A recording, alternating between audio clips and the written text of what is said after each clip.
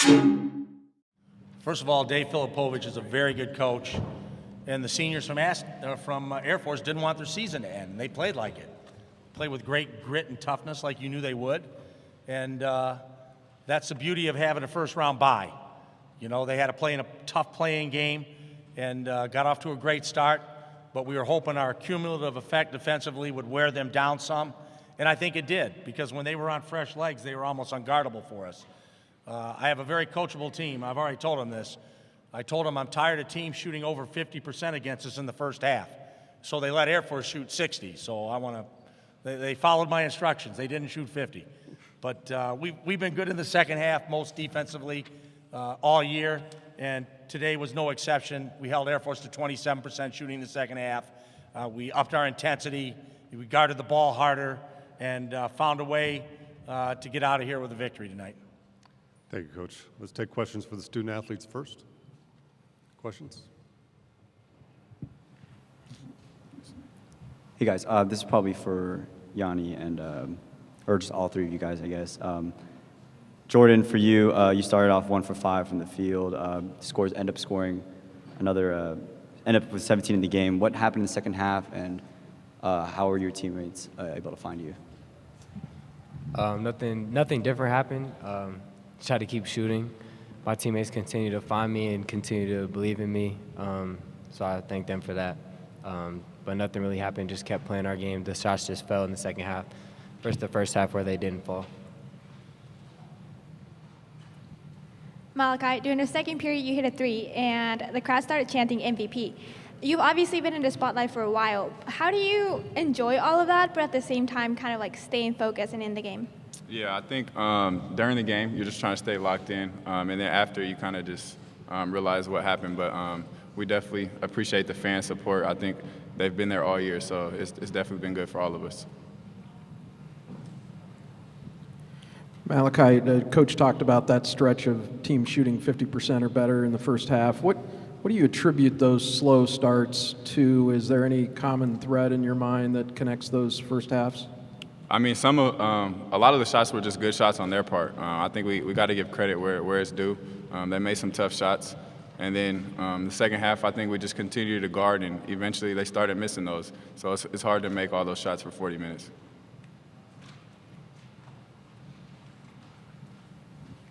Yeah, this question for all three of you guys. So it seems like in virtually every game in the second half of the season, you guys have gotten off the slow starts in the first half. In the second half, you guys kind of flip a switch. What goes on in the locker room that makes you guys flip that switch? I mean, a lot of credit goes to Air Force today. They came out and they made a ton of shots. I think they were shooting above 54% from 3 in the first half. And, I mean, we were contesting most of them. So a lot of credit to them. But, yeah, we came in the locker room at halftime and we said, hey, we need to pick this up. And that's our identity is defense and rebounding. So we tried to get up in their stuff a little more and not give them open shots. You want to speak on that as well? Yeah, pretty much the same thing, you know. We kind of pick up our defense as the game goes along. We try to not fill out our opponent, but try to give great effort at all times, but sometimes it doesn't work out like that. Teams may have scouted certain things that we do, but we try to pick it up as the game goes on. And I think guys see stuff on the bench. They tell us this is what they're doing this game. You know, we continue to pick stuff up on the fly, and then the 5 guys that are out there on the court just continue to execute, continue to get better as the game goes on. Hey, Jordan, I want to touch more on your shooting today. You started off 0 for 3 beyond the arc, hit 5 of your last 7. Can you talk about the confidence that you need in order to keep shooting the ball even when you're missing early, and the confidence that your teammates have and keep feeding you the ball? Yeah, you know, to be a shooter, I mean, to be a basketball player in general at this level, you have to have extreme confidence in yourself. And I think everyone on this team has extreme confidence, and then it helps when everyone on the court is telling me to keep shooting. Malachi told me at one point right after I had missed one, just keep shooting. So, I mean, that's just the beauty of this team. Nobody gets down, and I think I give credit to my teammates a lot for helping me out with that. The fans were pretty vocal tonight, and you guys have a pretty good backing there. Can you guys talk about how comfortable it is when you have a fan support like that that comes out and makes it feel like a home environment? Yeah, the fan support's unreal. And it's a 5-hour drive or an hour flight, and you could tell today that a ton of the San Diego fans made it out here, and that energy feels like VA House. It's contagious. Once we get a couple stops in a row or a bucket, we can hear them, and it just pushes us forward that much more. So, yeah, huge shout out to Aztec Nation and all those San Diego fans for coming out here. Their support's been huge. Yanni, you've been talking all week about, all your players have, about we're not going to have a slow start, we're not going to let another team get going. What's it going to take to change that, and going forward, how dangerous is this kind of game for you as you get in the NCAA tournament, start playing better and better opponents? Yeah, like I said earlier, I think Air Force came out and they made some tough shots. They had their run, and they played like their season was on the line. They were making difficult shots. We were in their face still. But yeah, I agree. We do definitely have to get off to a better start, and it's just a matter of turning up when the first whistle blows, not waiting for the second half to come around. So I mean, we're going to talk about it, and we're going to come out and try to adjust it. But we also know that these teams are playing for their season. So every game from here on out is going to be a dogfight. And this is for all three of you, if you could all three respond. I know you don't know yet who you're going to play, but how badly do you want to play UNLV? I don't think it matters. I think we're prepared for either opponent. I just think that's how it goes. So we'll see who wins, and after that, we'll prepare. Yeah, I agree. Both teams we have extreme respect for. It'll be a semifinal game, so I think we're just looking forward to moving on to the next bracket. Malachi, it seems like every week you're getting nominated for a new accolade. Obviously, you just won Defensive Player and Mountain West Player of the Year. It seems like you play with no ego. How do you not let all this media attention get to your head?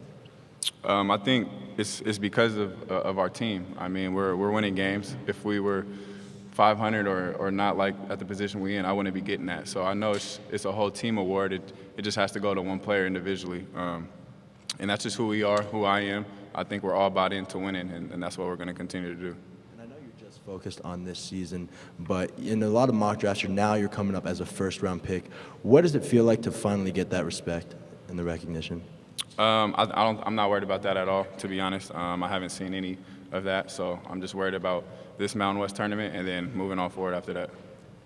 Dutch, you made a point of saying you even talked to the guys specifically about the first half starts and the 50% shooting, and they go up 60. But I know you were joking a bit, but to a degree, this time of the year on the calendar is probably not the right time to have those kind of trend lines. What do you identify there, and what are you talking to them about to try to find faster starts? Yeah, I try to make it a hot topic this game. I try to say we got to get off to a better start. We got to be better. And obviously, I didn't do a good enough job. But Air Force, like I said, credit to Air Force. I mean, they were making step-back threes. They're making hard shots, and they play a good brand of basketball. And as bad as we want it, they want to be as successful at the offensive end. So my focus is getting our mind wrapped around the fact that people are getting off to a good start, and we have to do better early in the game. And so sometimes the message isn't rewarded, sometimes it is. But I thought we came out focused and ready to play. Just hats off to Air Force for playing at the level they played. Let's go over here first. Go ahead. Coach, Yanni kind of started pretty hot, started 4 for 4 from the field. He did commit 2 fouls. How much of that attribute to the first half deficit, and how were you able to adjust him only playing 10 of 20 minutes in the first half?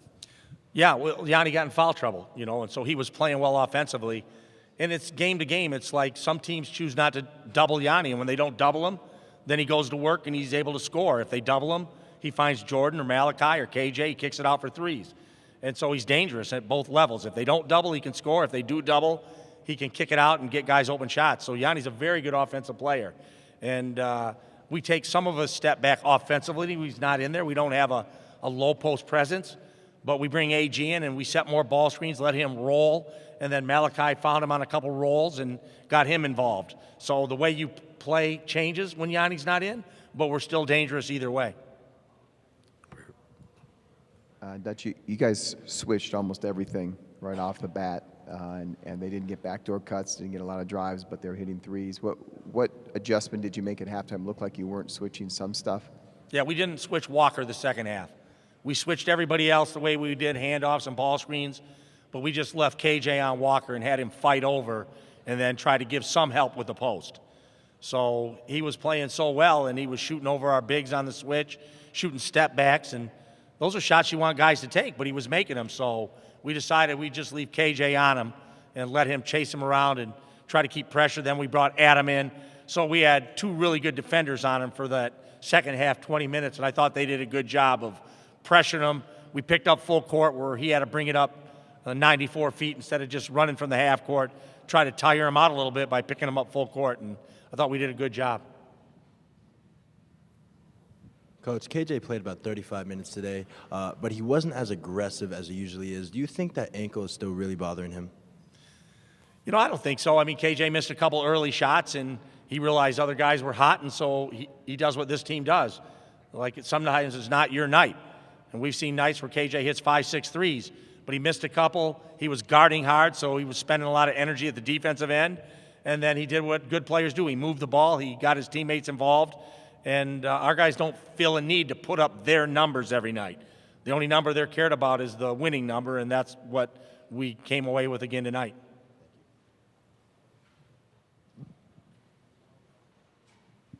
Coach, Jordan actually ended up leading the team in scoring. In the first half, as I said, he started pretty slow. What do you see in the second half from Jordan?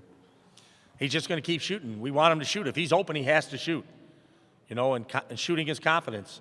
So if he loses confidence, then even when he's supposed to take it, he won't make it. So we want him to shoot every open look he gets. And if he goes 0 for 7, we want him to take the ace shot because that's what he does. He's an elite level shooter. Dutch, I know it's out of your control who you play next, but and the players are pretty politically correct today, but they've been saying all week they really want UNLV. How do you approach a game like that if indeed that's who you play, knowing that they're going to have a lot of energy? Do you try to rein that in a little bit, or do you just let them go and have at it? This is the time of year you let them play, you know. So we'll set a game plan no matter who we play. But obviously, either game's going to be a challenge. It's the semifinals. So if we play UNLV, we'll be on their home floor. They're playing as good as anybody in the conference right now. I think they've won 5 in a row, and they're playing at elite level.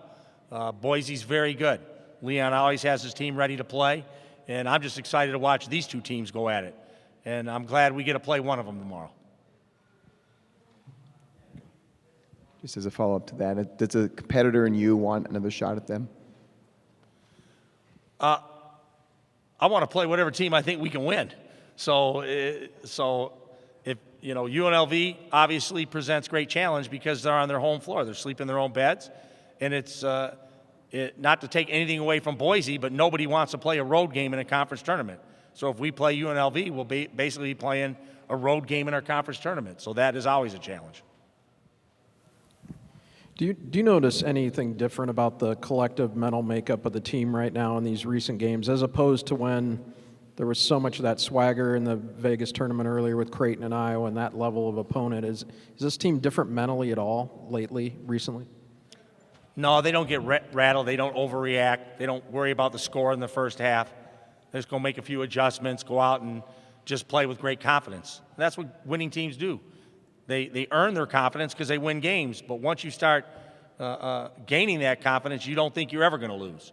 So obviously this team doesn't think it's going to lose a game, which is a good thing. So, but the good news is they don't go out there and just take anything for granted. They don't play hero ball. They don't come up and just cast shots up. They play the right way. And again, we had 17 assists. Malachi has a unique ability to know when it's time to get big baskets, but at the same time, he gets all his teammates involved. So that's an incredible skill to have and pretty rare for a guy that leads you in scoring. Coach, Adam SCHAKEL has been a key role player all year. Now, a lot of what he does not show up in the box score, but he's still, you know, an instrumental part to this team. What can you say about him? He guards at an elite level. And at halftime, he makes great suggestions defensively because he's a defensive specialist. Now, he makes open threes. They don't want to leave him open. But he came in and he said, you know, we got to be tighter on him on the wing. Don't worry about the back cut. Get up closer on the wing so when they come for the handoff, we can push him over. And he makes great suggestions. So, like I said, the best thing about this team is its chemistry and its IQ. So it's not always the coaches that come up with suggestions. The players see what's going on the floor, and they're smart, and they bring great advice to not only timeouts but halftime adjustments. And Adam has been a winner for years now. Obviously, he played at Sierra Canyon, played in a lot of big championship games. How much more confidence does that give you in him, knowing his past and what he's been through on the basketball court? I have confidence in veteran players, and Adam's third year in the program. And we have a lot of third year, fourth year, and fifth year players in our program. And you look up, and there are no sophomores or freshmen playing for the Aztecs. And that's not to say players like Keyshawn Johnson aren't going to be outstanding players. But this is a junior and senior and fifth year senior laden team, and that helps win.